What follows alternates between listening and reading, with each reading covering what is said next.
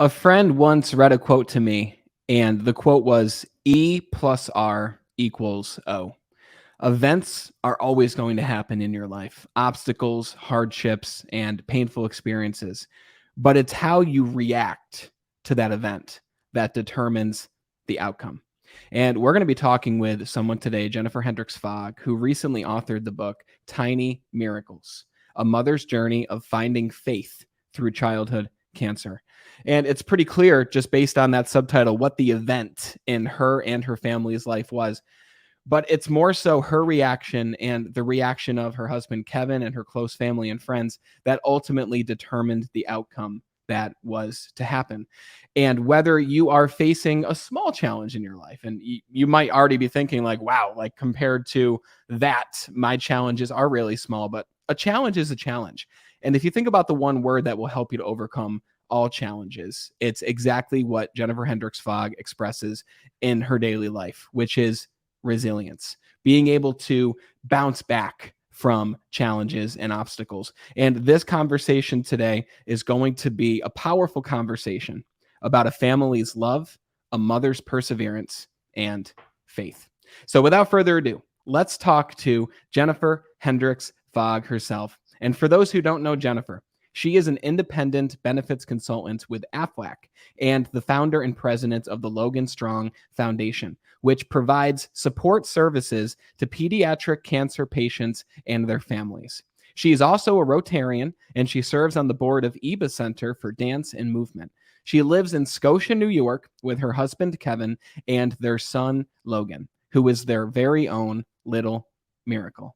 Jennifer, it's a pleasure to have you on the show. Brandon, thank you so much for having me. You know, just from the time that I've known you, as soon as I met you, and I wrote this in my post yesterday on LinkedIn, as soon as I met you, I knew that you were a go-getter. I knew that you were someone who is building a career with AFLAC.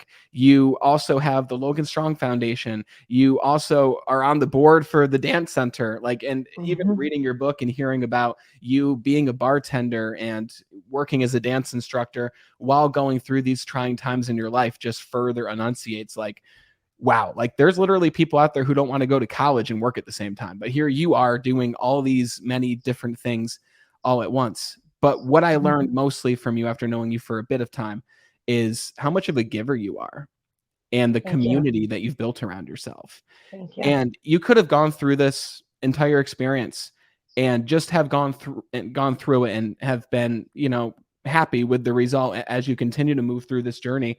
But you decided to put a book together, right, to help other people who are going through something similar or helping anybody to be more resilient. So first off, congratulations on authoring your book and launching your book a couple days ago. Thank you. Thank you. It's very surreal. Very I surreal. believe it. Tell me, what was that experience like in taking this journey and compressing it into 200 pages and then launching it? Walk me through what that was like. Yeah. So, throughout our journey, I knew I wanted to write a book about it. And I just did it. And I had an amazing editor that I worked with. And I purposely chose March 8th as the release date for my book because it was my son's 5-year cancer diagnosis anniversary. And I wanted to be remembered as, something positive that came out of it. So I wrote the book to share with people the rawness and the realness of our journey that not only I've been through, but my son, my husband, and our community. Yeah, absolutely.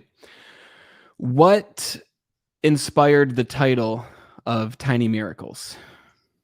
So we've always called my son Logan our little tiny superhero, and throughout our journey, there's miracles along the way. And as the book says, and as you know, they told me several times my son wasn't going to survive, and that wasn't an option. And throughout our journey, there was always, as you mentioned, coincidences. Everything happened for a reason, and miracles exist around every corner. The sign behind you, the word on that sign is resilience. Yeah, right? It is. Yep. Why is that word so important to you, and what's it mean to you? So for me, it's just not giving up. It's about bouncing back. It's I always say life isn't always sunshine and rainbows, but to what you said when you started the show, it's about what you get out of at the end. It's about how you react to it. It's not easy, don't get me wrong. As I've shared before, and I'll share it again, my three-step process to resiliency is survive, right? You gotta have the emotions, cry, scream, do whatever you gotta do. Then you recover, because you have to remember that there's always options. No is not always, the final outcome. And then the third thing is to thrive, right? Do your best. Just get up and try every day. If you have a bad day, guess what? Tomorrow's another day that you have an opportunity to overcome what may have bad happened the day before. Yeah, for sure. Mm-hmm. And you were later in your life when it comes to having your first child, That right? was And you very polite. Thank you, Brennan. and you use, different terms, and how they even called it Yes, a geriatric it pregnancy, is. It which I is. was Yes. like, come on, you were like in your late 30s, but it's considered Mm-hmm. geriatric. And, I Mm-hmm. guess in terms of raising babies, that makes Mm-hmm. sense, especially since, It, we as it, humans, if you look even a couple hundred years ago, like we were living until we were like 50 years old. And that sure. was like, you were the elder if you were like Right. 50. So Yep. you went through that experience of, you're pregnant now, you are excited, you've got the career that you want, you've got your husband at this point, and I love the way that he proposed to you, by the way. That story, and I'm not going to spoil it for people, you can literally go grab Tiny Miracles, read it for yourself. It's in one of the first couple chapters, but it's a cute story and I like how you started it with, happiness, and things are going exactly as you want them to. And just, you're so grateful about the way things are moving along. But then things start to happen, right? Mm-hmm. Unexpected things. And Mm-hmm. I guess when you explain your story to people, how do you tell people about what you went through with Logan? Like, how could you summarize the series of events? How would you explain it? Um, I'm a firm believer in everything happens for a reason, and I was brought to this career for a reason. I had the policies for a reason. I knew the people I knew for a reason. Um, I waited till I was 40 to have my first and only child, and God knew that I could handle this, and I love and I hate that saying. Um, but I just feel that you truly aren't given what you can't handle, and I know that my 20-year-old self would never have been able to handle what we were thrown at. So it's just all about dealing with the cards that you're dealt, and doing the best that you can. What do you think changed about, 39, 40-year-old you at that point and 20-year-old you? Have you always had this essence of resilience? Is it something that's been cultivated through your life? Do you think you were at a point where you were like, if this doesn't happen now, it's not going to happen? Like, what was that like for you? Well, I am an only child, so that goes to show that I am a little spoiled. I'm not gonna lie. But I'm also the type of person that I don't take no for an answer very well. I've always been in a sales type of career, so I think follow up and follow through is huge. And I think those traits really helped me get through this. So when the doctors told me, "Hey, we're so sorry, there's nothing we can do. Your son's not going to survive." And I'm like, well, no, there's got to be a different option here. Like, I didn't wait until I was 40 years old to have my first kid for God to take him away from me. That's not an option. So what are we doing? And then 3 days later, they came back with the biopsy results with a different type of diagnosis, and they said they were cautiously optimistic. And I was like, all right, let's go, let's do this. What appalled me was the difference between advice that you got from the doctors at that point, right? You at this very vulnerable time, literally about to give birth, and you had that first doctor who, I think you named him by his first name, but he came into the room and he was pretty much like, we discovered that this wasn't just, water on his brain. This is actually blood on his brain. Mm-hmm. And, it's likely that he's not going to survive. And you literally looked at him and said, F you, like he is going to survive. We need to do whatever it takes in order to make that happen. Mm-hmm. How much of the outcome do you believe was your own outlook on this situation? Like, if you had acted differently, do you believe that there would have been a different outcome?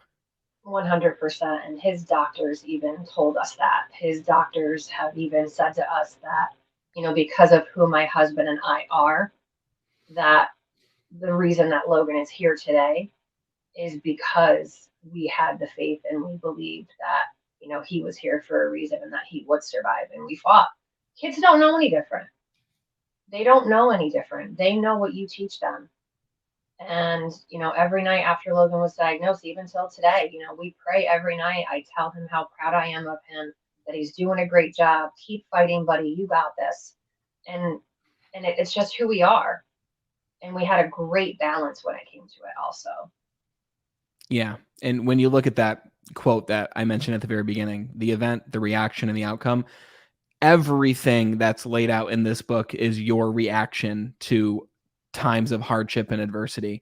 And even if you are someone listening who you're not facing cancer, someone in your family is not facing cancer, like, you're blessed, number one. But number two, this book literally is for you because it's Jennifer's story. Yes. But even when I was reading this, like what we talked about the other day, like, we're not always thinking about the author when we read a book. And I read this book and I'm thinking, like, number one, how small my problems really are and how blessed I am. And that alone is a benefit of reading this book. But also it's the whole idea of how powerful mindset is and how powerful that determination is. And I believe that determination and resilience are two different things. I believe resilience is how you bounce back, but determination is how you continue on no matter what. Like, you didn't know how to navigate through this world, right? And this journey of, like, what to do next. Okay, like, what treatment plan should we choose? What hospital should we choose? You just figured it out as you went. What was that whole decision making process like? Like, how would you explain that to someone? Yeah, it was really scary because when they first diagnosed Logan with a malignant brain tumor, it took me a minute to realize, wait a minute, malignant means cancerous. Like, I had to wrap my head around that. And then um, again, they had the biopsy, it came back, and then they diagnosed him with a glioblastoma. And I had recently lost a good friend at that time to a glioblastoma at 44 years old. And they don't, they, that type of brain tumor is only treatable with radiation, and they don't radiate under the age of 3. But then when they found it to be a congenital glioblastoma, meaning he was born with it, it put it in a totally different ballgame. And his diagnosis, as you'll read in the book, there's less than 100 documented cases ever. The nice part about the pediatric oncology world is that all the hospitals talk to one another. So they sent his biopsy to New York City, Boston, and Atlanta. And Atlanta, Children's Healthcare of Atlanta, had a recent case that was successful. And that's the plan that our local doctors here in Albany chose, and we just went with it. I the way also that you almost became family with some of these doctors, and the way that you treat other people, I believe, speaks to itself. Like, you're a very kind person, a caring person, you're a very real person. So when, that first guy comes into the room and says something, like, you're not going to sugarcoat the response. It's like, no, you're No. wrong. But it's the way that you do treat people who go out on a limb for you. And that speaks especially when, they did come in the room after you had that sketchy MRI, and like you said it was like a trailer that you had the third MRI in, right? When he was about 3 months old. Oh, that was that was when I was pregnant. That's when the day they found the brain bleed. It was a trailer outside of the hospital because I don't know, they didn't have enough MRI rooms or something, but it was rough. Yeah. When they first discovered the malignant tumor on his brain and they came into that room, could anything have prepared you for that moment? And how did you face that moment? I don't even know, like, the words to ask this question, but what was that? Yeah, no. Yeah, so we were lucky to have pretty much all of Logan's doctors from the day he was born because he was born with the brain bleed. So we developed those relationships, and the brain bleed was dissipating. And the doctor said, okay, it's probably just a birth defect. And the day he was diagnosed, I'll never forget the doctor, because it was Dr. Adamo. He's the pediatric neurosurgeon. And he waited. I'll never forget, he waited for the nurse to leave the room and close the door before he would even look at us or speak to us. And he had never done that before. And then he said the words, and I think my husband and I were just trying to figure it out. And then the next thing I remember is being in this side room in the NICU with all these monitors attached to my child. And I mean, that whole day is a complete blur. It's chapter 4 in the book, and it's the last chapter I wrote because it was hard. That was really hard. So when you're reading the book, make sure you have a box of tissues. Yeah, 100%. Sure. And also have a box of tissues when you're reading the note that you wrote, Roxy, when Oh, I know, my baby. That I couldn't hold it in. I was like, that was actually the first time I cried while reading it. And I was like, oh my God, it's just because she was there with you throughout the whole process. Yeah. And, you say that she was there through all your different transitions and everything, but, moving back to that moment when you were told this diagnosis, you say it was like a blur from that moment on, but do you remember at all, like, how did you continue on in that moment? Like, how did you even stay sane in that moment? Or do you truly not remember that moment or that day?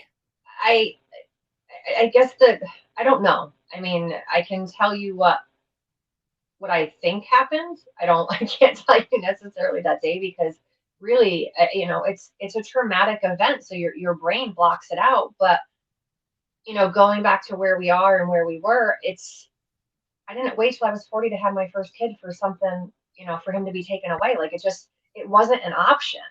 I wanted children my entire life, and it wasn't an option. So I was going to do anything to save my kid's life. Anything. Yeah. Because we felt guilty. We said, is there something that we did? Is it genetics? Is it, did I eat something wrong during my pregnancy? Like, they have no clue. It just happened. Yeah. Were you surprised at all by the amount of people who came to support you throughout this whole process, and the people who were in the room with you and all that? It was extremely overwhelming. Like, at first, again, I'm an open book, no pun intended, but at first, we kind of kept it hush hush. We just said, hey, Logan's getting more testing. And then when he was diagnosed, we put it out there, and then the community just exploded. My girlfriend set up a website for me that had donation options. I had friends do a fundraiser for me. I had people from different countries messaging me, praying for my son. And it was just such a sense of community. And I realized at that point that prayer is what I needed. I needed that positivity. Yeah. It just goes to speak on the importance of community and being around that support system and being around great people, especially in times like that. But even with hardships in life that aren't nearly as large as this, having that support system of people around you can make the difference of whether you continue on or whether you're not quite even sure what to do next. I agree. You talk a lot about a divine plan in the book. And I mean, the name of the book is literally Tiny Miracles.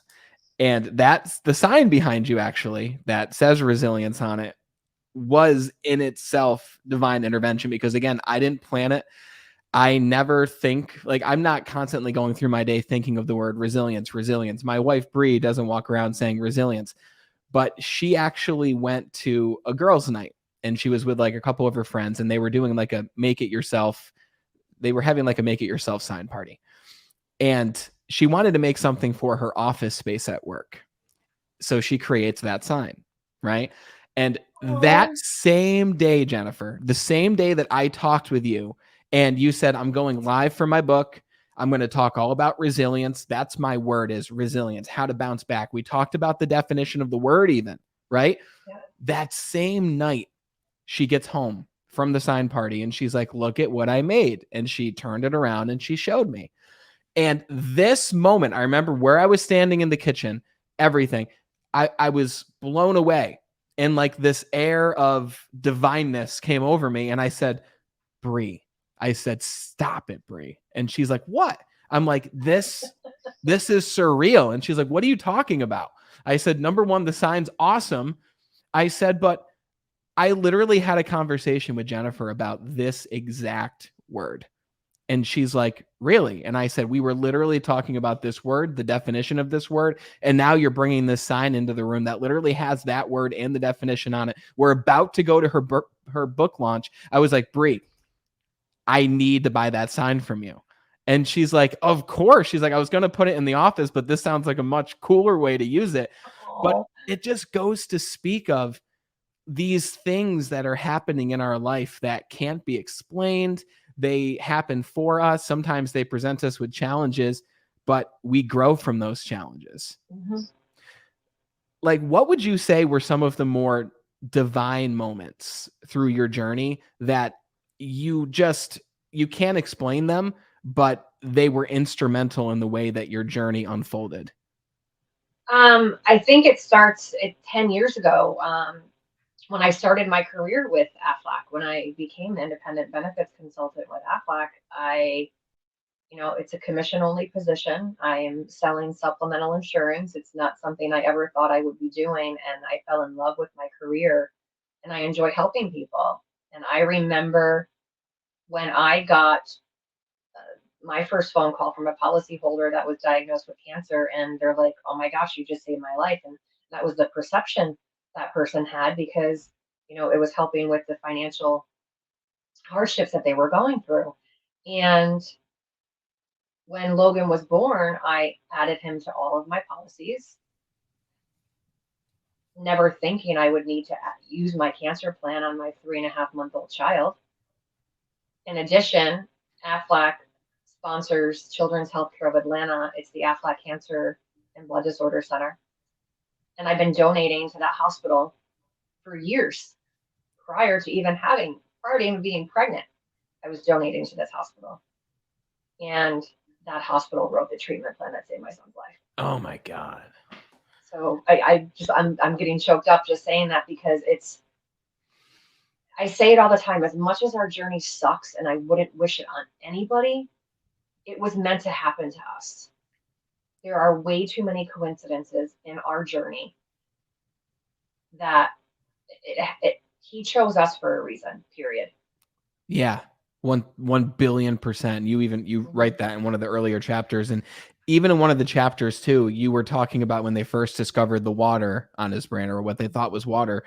And the only reason that you really even got the answers that you needed that day was because there was a specific person who was there who isn't normally there, but they were in the office. They were a specialist and they were in the office for some reason or another, but they just happened to be there when you and Kevin and Logan were there. And it's like, why else would he have been there if not for this exact specific situation? It's mind blowing, right? Yeah. And there's a lot of that through the journey. There's a lot of that everywhere. Agreed. Everywhere. Absolutely. You just got to keep your eyes open for it. I agree. And be willing. I spoke to Bob Berg recently who wrote the book, The Go-Giver, and he talks about being open to receiving. And when you're open to receive, and at that moment of vulnerability that you were all facing, it's almost like you were conditioned to receive at that point because you needed anything to get you through. Mm-hmm. And opportunity arises, but you didn't just let the opportunities pass. You obviously, it appears to me, and you correct me if I'm wrong, but you have a very strong sense of your own intuition and your own gut. Would you agree with that, or would you not? Mm-hmm. Yeah. When you look back at yourself during this journey, and even during the times that seem like blurs now, would that Jennifer in that moment have said, I am resilient? Or is that only apparent when you look back at yourself facing the challenge? It's a great question. I would say looking back, because you're in such fight mode during that time that you don't give it a second thought. So I think looking back, I proved myself to be resilient, but going through it, you're just, and I typically say, any parent would do it, but unfortunately that's not true. Mm. And we fought, and that's just what it was. It was just, there wasn't an option.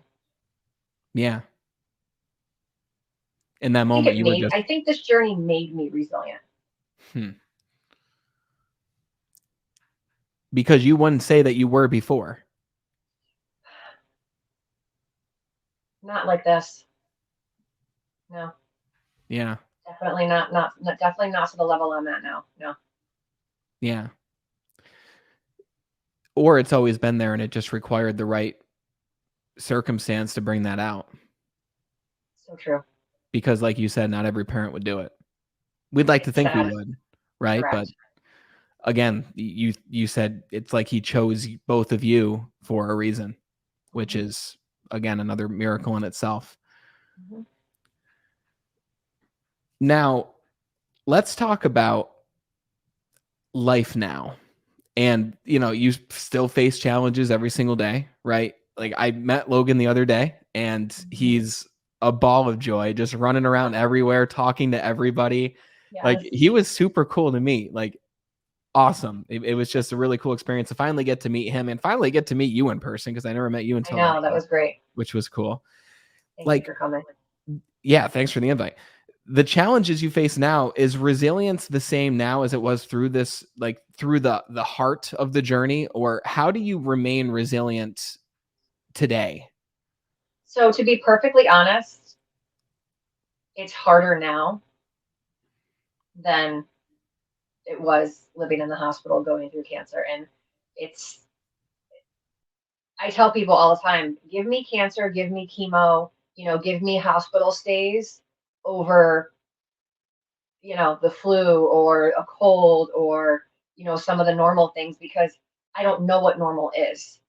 And when you get the worst case scenario thrown at you all the time, you always have that in the back of your head. So it's harder now, especially with Logan's development, because he does have a brain injury from where the tumor was. They had to remove his left frontal lobe. So they said that that portion of the brain affects your personality, impulse control, speech and language development. It obviously did not affect his personality, as you can see. But he does have impulse control issues. So out of nowhere, he'll just, he'll come up to you and just grab, well, not your hair, but my hair. He'd grab. Sorry, Brenda. And he'll hit you, he'll scratch just out of nowhere for no reason. He doesn't know any better. His language is just starting. His developmental pediatrician said that he would probably never talk. And a year later, she's like, "Remember what I said? Forget I said that." Same thing with him walking, and you'll read it in the book. They told me that even if he does survive, he's never going to walk, talk, eat, nothing. And I was like, okay.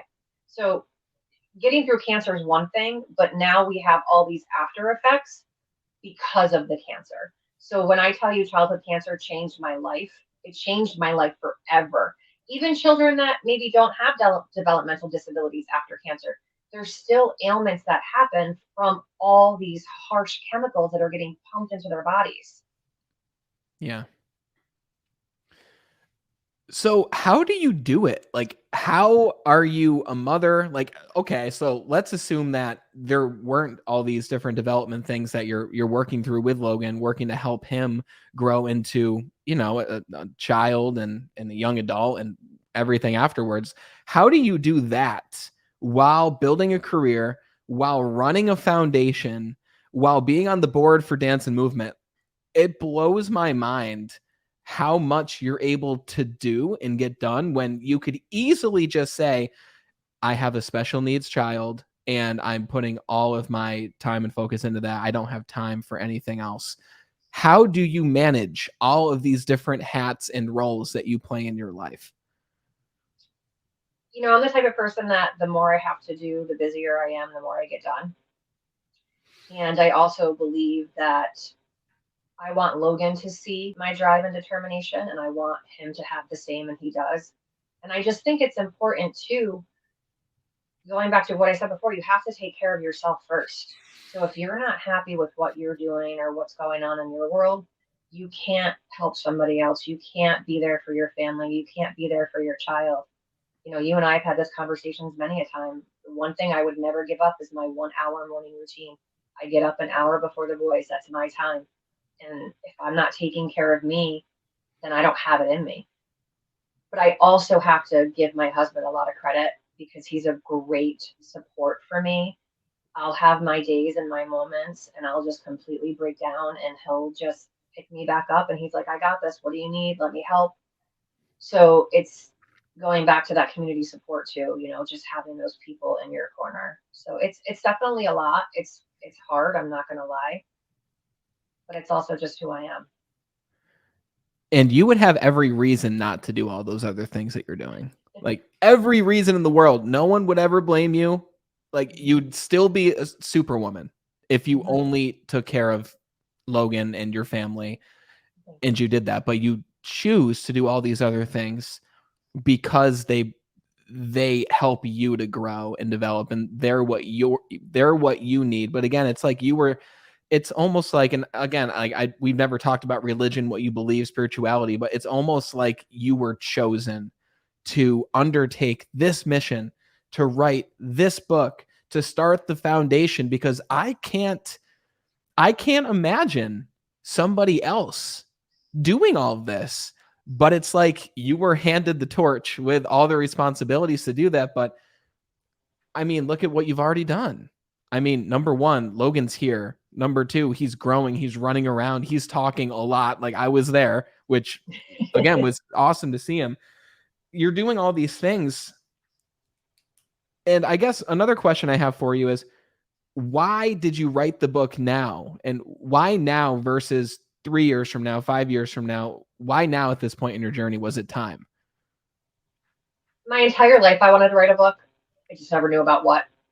I you know, I published poetry when I was younger, you know, things like that. I was a pretty decent writer, you know, growing up, and then I just stopped. And you think you have all this time, right? We just lived through 2 years of a international pandemic, and you feel like you have all this time. And I'm like, well, I need to do something with this time, but yet I really didn't have time because I was with my son the whole time. Yeah. I just knew that I needed to do it. If I didn't do it and set myself to do it and gave myself a timeline, it wouldn't have gotten done. And I had this amazing editor that I worked with. She gave me a timeline, she gave me structure, she gave me word counts, and I wrote the book within 6 months. It took me 6 months to write the book. Wow. I would say probably a quarter of the book came from some of my blog posts. It was a little easier. And I've been asked, or my editor actually asked me once, she's like, you know, how do you feel? And I'm like, well, I feel like I didn't spend enough time on it. And she's like, well, what do you mean? And I said, well, you hear these stories about people writing books and they're up till 3 a.m. for 5 years straight and da da da da. And I'm like, I didn't do any of that. And she's like, that's because it's your journey. Mm. These are your words and your feelings. So that's why it was easier. It's not like, you know, I wasn't creating the next Harry Potter. It was my journey, my words, my thoughts. And as much as people know me to be an open book and raw and real, this book, as I'm sure you're reading already, Brendan, is like leveled up from that. Yeah. It's way more than what you just know of me on the surface, and it goes deep. And there's a part in the book that I reference another family. They went through something. I don't want to give it away, but I called the mom before the book was published, and I said, "Hey, I need to tell you something that I wrote in the book that I've never told anybody before, but I want you to be prepared." And when I told her, she was just like, "Okay." Hmm. And I was like, "Really?" She's like, "Of course." She's like, "This is your journey." She's like, "And that was mine." So my cancer moms are so support. I just adore them all. It's it's a it's a club you never knew you wanted to be a part Yeah. Well said. Wow. of. Another thing that also supports what we were talking about earlier with community, and you're Mhm, being around other people who face something similar, going through similar journeys. And mhm. it's like you're surrounding yourself with people who are where you are. You're surrounding yourself with people who are steps ahead of where you are. And now you've taken the torch and you're helping people who were at the beginning of, or who are at the beginning of their journey. Because like you said, only 80 to 90 children have ever had what Logan has had, right? It's a very small number. Yep. Like now they're actually going to be able to go buy a book from someone who actually went through that. And like out of 90 people, you decided to write a book. And let me say too, that everyone listening, this book, Jennifer, you are an incredible writer, like an incredible writer, right? And I knew you'd have that reaction, but I'm not just saying that. And I want to make this very clear. I read a lot of books, and many are good because, you know, they're bestseller books and they're acclaimed. But I also read other new books from first-time authors. Some I've even had on the show, and I'm like, it's good, but I lose interest. I'll read like a chapter, and I've literally put books down, and I've said to Bree, like, I feel bad. My wife, Bree, I said, I feel bad because like, I really like this person, but I cannot get into this book. And she's like, then don't read it. And I read a quote once where it's like, life is too short to read bad books. And it's true. And let me tell you, I sat down. I don't ever read for 2 hours straight, ever. I truly mean that. Like, I'll read for 30 minutes a day, which equates to many books. But I sat this morning alone from 6 a.m. to 8 a.m., literally just reading this book and getting caught up in the stories that you tell. And you have an incredible gift for painting a picture of what this experience must have been like without actually going through this experience myself. Okay. You're a gifted writer. A lot of that I do have to give my editor some credit, because she would, you know, kick it back to me and be like, well, can you explain a little bit more here? And I'm like, how do I do that? So, you know, she really helped guide me through the process. I actually had a girlfriend. So as you mentioned, I had my book release party Tuesday night, and I had a girlfriend text me Wednesday morning at 7 a.m. I stayed up late last night because I had to finish your book. It's amazing. I am so proud of you. And I was just like, wow. It's a great book. Amazing. Thank you. Everyone listening, you need to go to Amazon and grab it. Tiny Miracles. Type it in the search bar. It'll populate. Again, I'll have a link in the description too. But I wanted to ask you too, because like you said, like, your journey is really just beginning. Like, now you've got a son who is growing, who is learning, who is maturing, learning new things and developing past what so many other people said wouldn't have been possible. And there's still days where, and you said every day, actually, in the book, you said daily, I will have thoughts of, quote unquote, I am not okay. I am so alone. I have no one to talk to. No one understands how I feel or what I go through. Yeah. It's true. I believe you. And when you're thinking these thoughts, like, how long do they stay there? How are you able to move on from them? Like, have you trained yourself when these thoughts come in? Like, what does it look like? Well, you just made me cry. So, so it depends on the day. Like, some days I'll just say, you know what? F this. I'm just shutting down. I'm going to decompress, and I'll just sit on the couch and veg out. You just have to listen to yourself and know when to do that. And then there's other days that I'll, you know, have a complete breakdown, and I'll fix my face, and I'll be like, this isn't it. This is not an option. You know, we've been through worse. I can get through this too. But it's definitely hard. It's definitely hard. I mean, as you saw Logan the other day, you know, when we have him, he's a two-man job, hands down. Yeah. The kid does not stop running. We have to, you know, keep an eye on him for his impulsivities. But he's a good kid, and he's super smart, and he's resilient. And, you know, if you see some of the Facebook posts I put up on his page, you know, he gets feeding therapy, and he'll fight and scream and kick, but he will do it. Yeah. So he obviously gets that from us. Like, why else would he do that? He wouldn't know. You know, other kids or other people in general, adults, I don't want to do that. And then they just don't do it. Logan will scream and cry and fuss and be like, I don't want to do it. But guess what? He's going to do it. Yeah. And that's just what life is about. We don't always have to do stuff that we like. Yeah. We have to do things that make us better that sometimes we don't like. And, you know, that old saying, you know, success is outside of your comfort zone. Mm-hmm. Right? You have to get outside of your comfort zone to grow. And that's just how you do it. Well said. But you have to listen to your body. right? Like there's some days where you just say screw it and break Yeah. down, and that's okay. That's the whole part of resiliency, right? Is bouncing back. I think it's going to be reassuring for other people who are in this situation, but also different situations, to see that it's a completely normal thing to think those thoughts and to have those thoughts. And it's not just them who's having it, because it's a very human thing to have those thoughts whenever we have any problem, even a small, insignificant problem. Like, why did this happen to me? Why did I get into this, small, slight car accident? Why did I get let go from my job versus this, and this? Like, we all have these thoughts, but it's about what you do next, right? It's about how you move forward. And sometimes, again, like you said, take care of, listen to your body and take care of yourself. But those situations are how you grow and how you continue on. 100%. Speaking of continuing on, let's talk about moving forward, because this is an area that is heavily under-researched. And that was made apparent to me when I read that when they were putting together treatment plans, many of the drugs that were being administered to him during chemo, and again, if any of my information is wrong, please just let me know, because again, I'm uneducated when it comes to this. Okay. Many of the drugs he was receiving were meant for adults. Is that right? Yeah. And you wrote only 2 drugs have been created in the past 20 years specifically to treat children. And there's many children who have cancer, right? Unfortunately. But why are there only 2 drugs that have been created in the past 20 years specifically designed to treat them from this?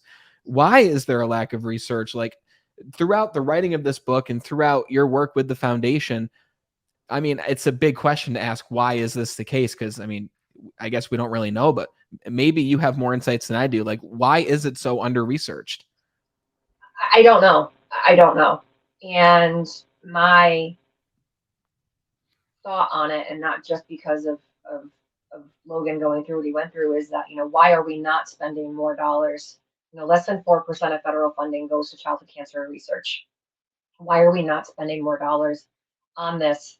Because in turn, if we can save our children now, in the future, they may be able to eradicate a form of cancer. We don't know. And I feel like there's not a lot of awareness that goes along with it, because when you think of a child, right, the whole family's fighting. So they're busy fighting for their child's life, not so much advocating. And that's one of the things that, when we formed the Logan Strong Foundation, not only are we giving back to local cancer families, but part of our mission is to raise childhood cancer awareness. We don't do research dollars and things of that nature. There's great organizations out there like St. Baldrick's, or ACCO, American Childhood Cancer Organization, is another really good one. And if you are going to donate to places like American Cancer Society, you can actually allocate your funds. Like if you're writing them a check, you can put on the bottom of the check, please put these funds toward childhood cancer research. So because they cover, all the gamut. But it's just, we do advocating. One of my fellow cancer moms and I went down to Washington, D.C. a few years ago, and spoke to some congressmen and women and about some funding programs, and we were able to help pass the STAR Act, which helped increase funding. But it's a lot of work. It's a lot of work. When did you start Logan Strong, and what does it look like today compared to when you first started it? So I mentioned earlier that the busier I am, the more I get done. So why not, in the middle of my son's cancer treatment, I decided to start the Logan Strong Foundation. So Logan was diagnosed in March of 2017. We started the Logan Strong Foundation in January of 2018. Wow. And yeah, so go big or go home is what I always say for this journey. It's definitely evolved. We do most of our work with Albany Med and the children that come out of the Melody Center there. But again, we do awareness events. So as a matter of fact, we're working on Tri-City Valley Cats game in June 26th to be exact, a childhood cancer awareness night at the Tri-City Valley Cats game. So we've partnered with the Ronald McDonald House, Circle of Champs, other organizations that serve our community, and it's just to raise awareness. Did you have any idea how to start a foundation when you started it? No idea. No idea. That sounds like a Still big don't know what I'm undertaking. doing. I think that's a great point to make, though. Like, you're constantly figuring things out as you do them. You're not like pre-planning for years and years in advance of what you're going to do. Like, you start things and you figure it out afterwards. And I think that that's such a significant success attribute to have, is you just throw yourself into it and you figure it out as you go. It's so true. Like if we waited until the time was right, the time would never be right. Yeah. That's a great quote right there. 100%. Us listening, other than grabbing our own copy of Tiny Miracles on Amazon, what can we do to help? I think obviously I appreciate the plug with the book. It's more than just a childhood cancer journey. It's again about resiliency and being strong and not taking no for an answer. How people can help, a few different ways. Obviously, just raise childhood cancer awareness. September is Childhood Cancer Awareness Month. Be bold, go gold is what they say. The Logan Strong Foundation has events throughout the year. We have our biggest fundraiser in September. It's September 19th this year at the Fairways of Half Moon. It's our annual golf tournament. So, check out local organizations. There's so much people can be doing. Albany Med is a huge resource here locally, and we're blessed to have that hospital in our backyard. And I just think, open your eyes, take a peek. There's always something happening, always something going on, and just raising awareness is huge. And keep praying for Logan, please. Awesome. Very cool. Again, guys, I'm going to have links in the description to Logan Strong so you can check out the foundation and everything Jennifer and the team is doing there. There's going to be a link for Tiny Miracles. You can grab it on Amazon. And my final question for you, Jennifer, is at this stage in your life and with your family life and career and everything, what is your mission as we move forward into this next chapter of your life? Wow, that's a great question. So I think my mission in the next chapter of my life is to continue to raise awareness, continue to help our local families as much as we can, focus on Logan's development. He still has ways to go, and help as many people as I can with my career with Aflac, and just give back. Maybe write another book too. Yeah, I'm excited to read it because this one, again, I'm roped in. So I'm so excited to finish the book. I'm excited to see what you continue to do moving forward. And everyone, literally go on LinkedIn and follow Jennifer, because every morning she's literally posting motivational pictures. She's making posts. Like, everything that you do is inspirational. And sometimes we need to hear that from the outside. And as someone from the outside, you inspire and motivate me every single day. And I'm just grateful to know you. And I mean that wholeheartedly. Right back at you, friend. Thanks, Jennifer. It's a pleasure to have you on the show, and I'm glad that we made this happen. You. I really appreciate the opportunity. What a conversation. This was the story of Jennifer and her family navigating the trials of childhood cancer and how she continues to navigate through this journey, and how she made the choice that she's going to help other people to navigate the same journey or their own specific journey when it comes to one word that we talked a lot about, which is resilience. How do you remain resilient in times that are seemingly against you? How can you continue on even when confronted with obstacles? Many golden nuggets were dropped. David Eldred dropped a quote here that success is outside of your comfort zone. That applies to every area of life. And I think that our whole conversation applies to every single area of life. And again, links are going to be in the description to go check out Jennifer's LinkedIn profile. Go follow her there to download or buy her book, Tiny Miracles, right on Amazon. It's available now, and you will get sucked in. So be prepared to give some hours to this book. It is going to be well worth your time, as well as a link to the Logan Strong Foundation so you can see all the incredible and beautiful work that Jennifer and the team is doing there. The way that you can support this broadcast is to share this show with your social media, share it in conversation with people that you encounter today. Let's get the word out there so that we can continue research in this field, but also so that we can continue to inspire resilience amongst everybody that we come into contact with. Because imagine a world if all of us were just 1% more resilient. Imagine just what we could achieve. As always, thank you so much for watching and listening. And until we talk again next time, continue to be better.